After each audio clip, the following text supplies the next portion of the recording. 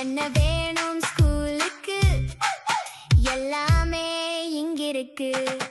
Super Saravana stores, Chennai, Madurai, Kovai. திமுகவின் திருப்பூர் மத்திய மாவட்ட செயலாளர் கா செல்வராஜ் மாற்றுக் கட்சியிலிருந்து வந்தவருக்கு முக்கியத்துவம் கொடுப்பதாக கூறி தன்னுடைய பதவியை ராஜினாமா செஞ்சிருந்தாங்க. இந்த நிலையில தற்போது மீண்டும் மாவட்ட செயலாளரா பொறுப்பேற்றிருக்காங்க. இதனால திருப்பூர்ல திமுகவினர் மத்தியில சலசலப்பு ஏற்பட்டிருக்கு. என்ன நடந்தது விரிவா பார்க்கலாம்.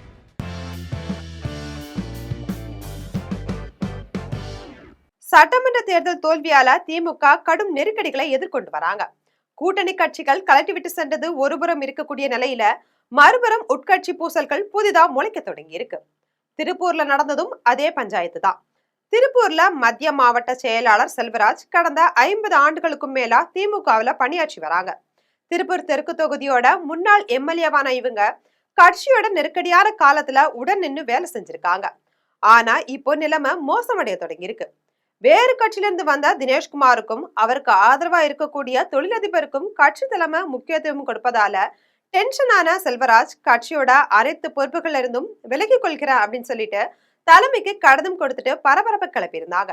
அந்த கடிதத்துல என்ன சொல்லியிருந்தாங்கன்னா, 50 ஆண்டுகளா கட்சியில விசுவாசமா இருக்கேன். இதற்காக ஏராளமான வழக்குகளையும் நான் சந்திச்சிருக்கேன்.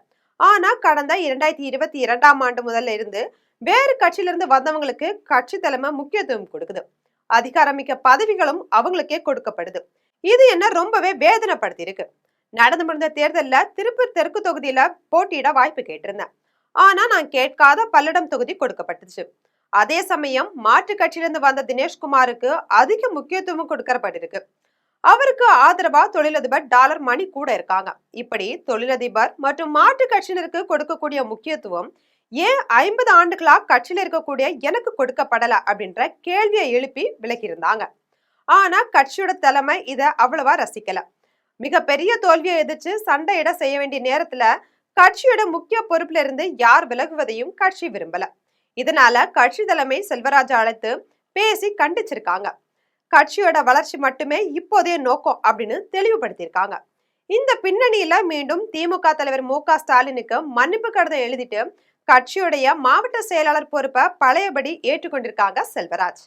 செல்வராஜோட மனநிலைய போல மேலும் ஒரு சில மாவட்ட செயலாளர்களோட மனநிலை இருப்பதாகவும் திமுகவினர் புலம்பி தள்ளுறாங்க. திருப்பூர்ல நடந்தது திமுகவின் தலைமைய அலர்ட் செஞ்சிருக்கு. இதனால கட்சிக்குள்ள இருக்கக்கூடிய பிரச்சனையை சரி செய்ய தீவிர நடவடிக்கையில தலைமை இறங்கி இருக்கு. இது போன்ற அரசியல் செய்திகளை உடனுக்குடன் தெரிந்து கொள்ள ஜெம் தொலைக்காட்சியுடன் எப்போதுமே இணைப்பில் இருங்கள்.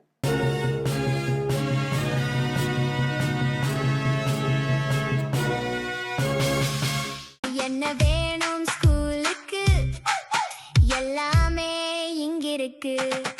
Super Saravana stores, Chennai, Madurai, Kovai.